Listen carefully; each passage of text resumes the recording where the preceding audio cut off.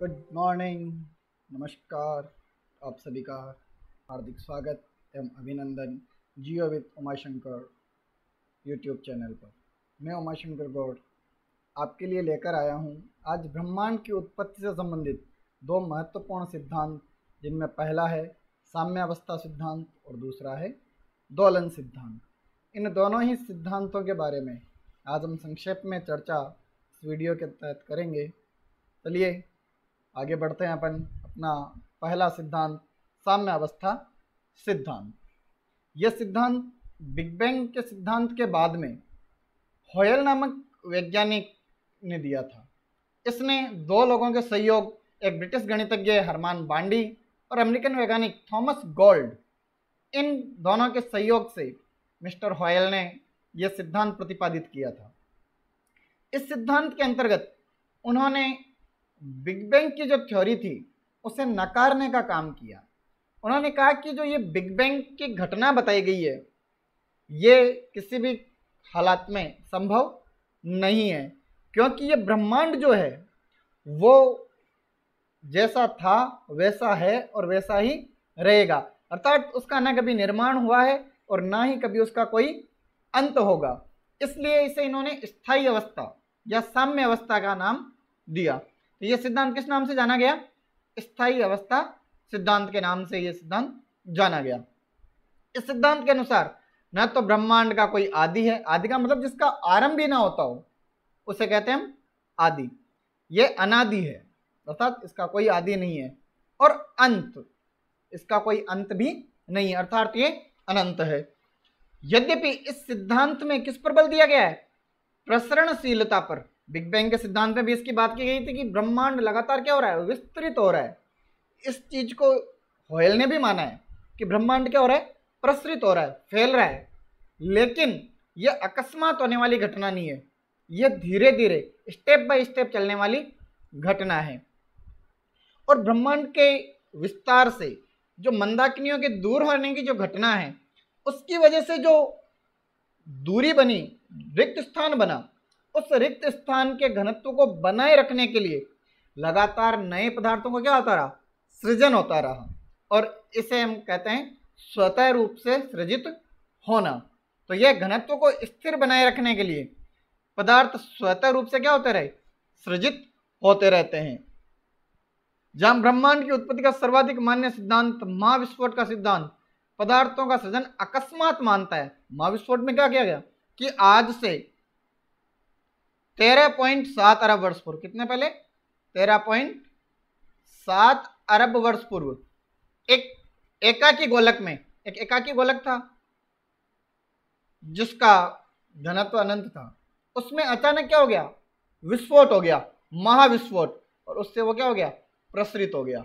और इस तरीके से बनी पहली, जिसमें धूल के कण थे, बादल थे, वो बने। फिर अगली स्टेप में निहारिकाएं बनी। इस तरीके से ये पीछे के वीडियो में हम बात कर चुके हैं इसके बारे में, और इसमें निहारिकाएं नजदीक नजदीक थी, और अगली स्टेप में ये निहारिकाएं क्या हो गई? दूर हो गई। तो ये घटना अचानक घटित हुई थी, अकस्मात पदार्थ का निर्माण हो गया। लेकिन स्थायी अवस्था सिद्धांत में सृजन हमेशा चलता रहता है, कभी रुकता नहीं है, क्योंकि प्रसरण लगातार हो रहा है। तो प्रसरण की वजह से जो रिक्त स्थान बन रहा है उस रिक्त स्थान के अंतर्गत क्या हो रहा है? निर्माण हो रहा है, पदार्थों का सृजन हो रहा है। देखिए कि इस सिद्धांत के पीछे एक बड़ी ही रोचक कहानी है। ये हॉयल महोदय जो हैं, इन्हें अचानक ये विचार नहीं आया दिमाग में। ये एक बार बैठे अपने दोस्तों के साथ मूवी देख रहे थे, और वो मूवी भी कैसी थी? भूतिया मूवी थी, भूत प्रेतों की मूवी थी, एक हॉलीवुड की। उस भूत प्रेतों की मूवी के 4 भाग थे। कितने भाग थे? 4 भाग। इन चारों भागों को जब उन्होंने देखा तो उन्होंने पाया कि पहला भाग जहां से आरंभ हुआ और अंतिम भाग जहां अंत हुआ वो परिघटना समान थी, अर्थात जहां से शुरू हुआ वहीं अंत, अर्थात एक चक्रीय रूप था। जो आदि था वही अंत था, अर्थात सब कुछ पहले जैसा ही हो गया, बीच में परिवर्तन होता रहा और अंत में वापस पहले जैसा हो गया। तो ये इसलिए हॉयल ने इस फिल्म को देखकर मन में विचार आया कि जो अपरिवर्तित हो रहा है वो हमेशा स्थायी रहे, ऐसा जरूरी नहीं है, और जो स्थायी है वो परिवर्तनशील ना रहे, ऐसा भी जरूरी नहीं है। इसलिए उनके दिमाग में आया कि ये ब्रह्मांड भी शायद ऐसा ही कुछ है, और उन्होंने इसके ऊपर रिसर्च करना आरंभ किया। और जिस प्रकार उस फिल्म के 4 भाग थे, उसी प्रकार इन्होंने अपने सिद्धांत की 4 अवधारणाएं दी। कितनी अवधारणाएं दी? 4 अवधारणाएं। पहली कि जो भौतिक नियम है वो क्या है? सार्वभौमिक है, उनमें कभी कोई परिवर्तन नहीं आने वाला। जैसे ग्रेविटी है, यह हमेशा अपनी ओर आकर्षित करेगी, कोई वस्तु ग्रेविटी से दूर नहीं जाएगी, हमेशा ग्रेविटी की ओर आएगी, तो ये नियम कभी परिवर्तित नहीं होगा।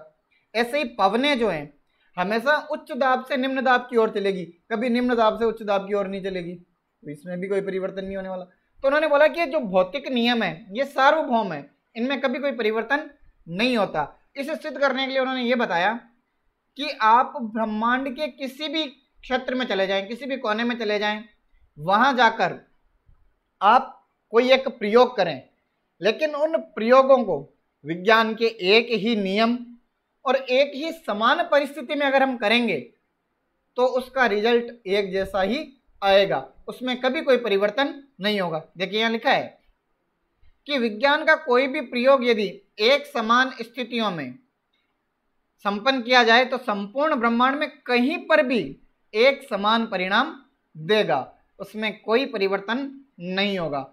पर्याप्त रूप से क्या ये विराट ब्रह्मांड समांगी है। इस पहली अवधारणा से क्या स्पष्ट होता है कि संपूर्ण ब्रह्मांड जो है वो समान है, समान अंगों वाला है। समांगी मतलब समान अंगों वाला है, इसमें कहीं कोई भेदभाव नहीं है। तीसरी अवधारणा क्या दी इन्होंने? तीसरी बात इनकी जो है वो थी कि ये समदेशिक है। समदेशिक का मतलब पता है? सभी दिशाओं में समान रूप से, इसकी कोई अपनी एक वरीय दिशा नहीं है कि ये केवल उत्तर में बढ़ रहा हो, केवल दक्षिण में बढ़ रहा हो, या पूर्व में बढ़ रहा हो, या केवल पश्चिम में बढ़ रहा हो, ऐसा कुछ भी नहीं है। ये समदेशिक है, समान रूप से सभी दिशाओं में विस्तृत हो रहा है। और ये ब्रह्मांड जो है तत्वतः एक समान रहता है सभी कालों में, चाहे हम पुरातन काल की बात करें, चाहे आज की बात करें, चाहे भविष्य की बात करें, ये हमेशा तत्वतः अर्थात इसके तत्व जो हैं वो समान रहेंगे। आगे देखिए, इसी अवधारणा के लिए ये अवधारणा आई क्यों? होयल ने महाविस्फोट सिद्धांत की अवधारणा के साथ असहमति क्यों प्रकट की?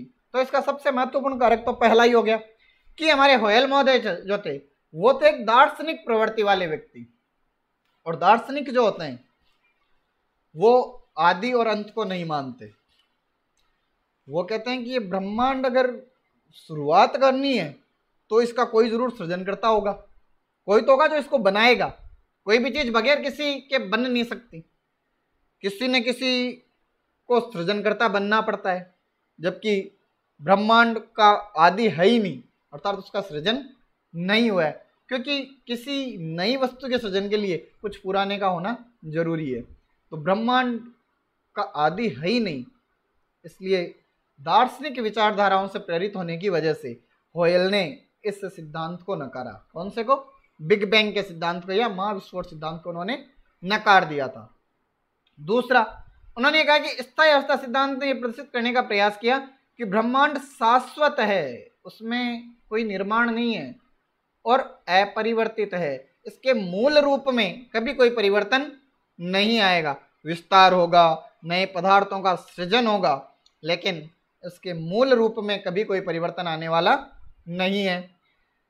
यह निष्कर्ष निकाला कि मंदाकिनियों का हम अवलोकन करते हैं, वे हमसे तथा एक दूसरे से क्या हो रही है? दूर हो रही है, अर्थात मंदाकिनियों के बीच की दूरी लगातार बढ़ती जा रही है। और ये दूरियां जो है ये बढ़ने का ख्याल कैसे आया कि एडविन हब्बल हुए वैज्ञानिक 1920 में। कब हुए? 1920 में एक एडविन हब्बल हुए। उन्होंने अभिरक्त विस्थापन के तहत ये रिसर्च किया कि मंदाकिनियों की स्थिति किस प्रकार की है।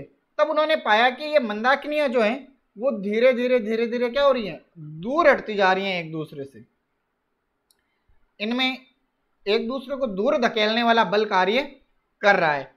और अगर यहाँ पर एडविन हब्बल ने कहा कि अभिरक्त विस्थापन की जगह अगर बैंगनी विस्थापन होता तो मंदाकिनियां दूर जाने के बजाय क्या हो रही होती? नजदीक आ रही होती। लेकिन ऐसा नहीं है। विस्थापन कौन सा हो रहा है? अभिरक्त विस्थापन हो रहा है।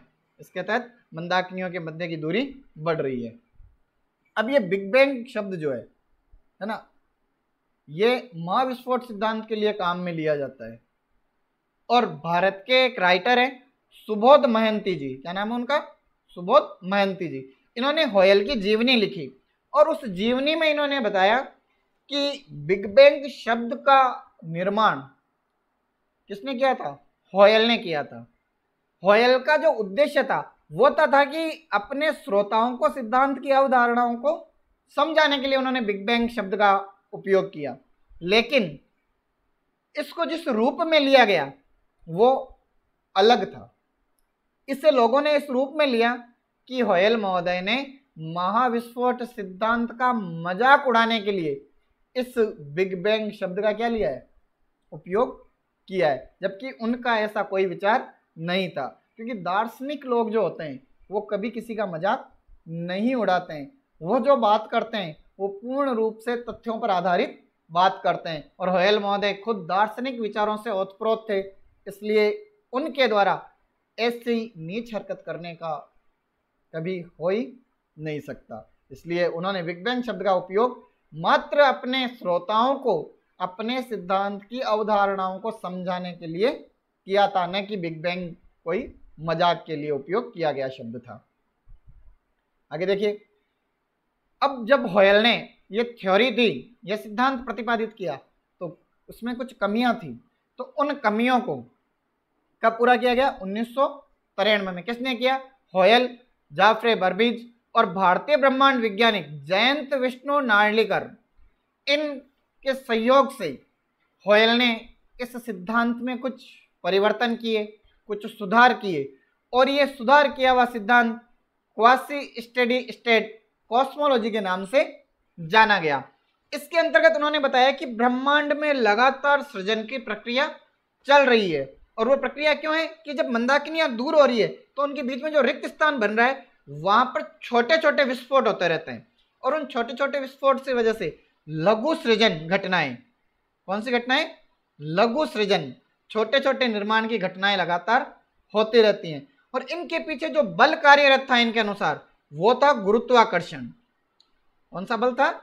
प्रबल गुरुत्वाकर्षण। यह गुरुत्वाकर्षण बल लगातार इन क्रियाओं को घटित कर रहा था।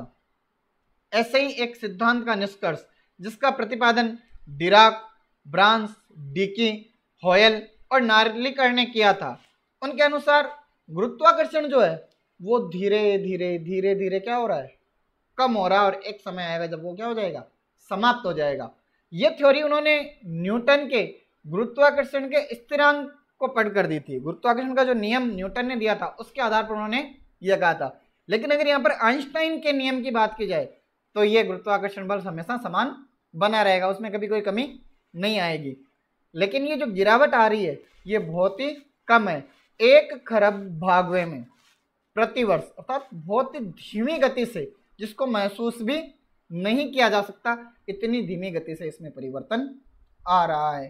तो पूरे सिद्धांत के दौरान जो समरी निकलकर सामने आती है वो यही है कि ये ब्रह्मांड अनंत है, इसका ना कोई आदि है और ना ही कोई अंत है।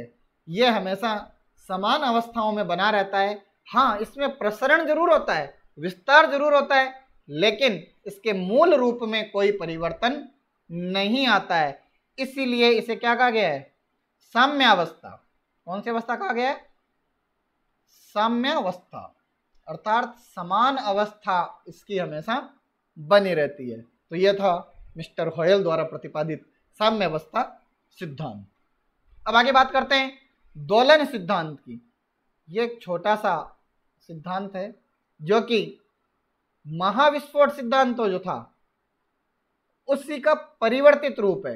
इस सिद्धांत का प्रतिपादन जो है वो डॉक्टर एलन संडेज द्वारा किया गया।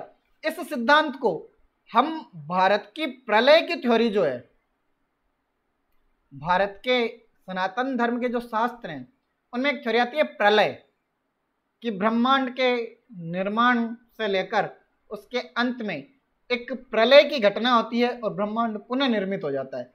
सब कुछ नष्ट हो जाता है, जल में विलीन हो जाता है, प्रलय आ जाता है और प्रलय के बाद में वापस नया सृष्टि का सृजन होता है। ब्रह्मा नई सृष्टि की रचना करते हैं, विष्णु उसका पालन करते हैं और अंत में भगवान शिव अपनी प्रलयनकारी शक्तियों के माध्यम से इस संपूर्ण ब्रह्मांड का क्या कर देते हैं, विनाश कर देते हैं और ब्रह्मा पुनः इसका निर्माण करते हैं।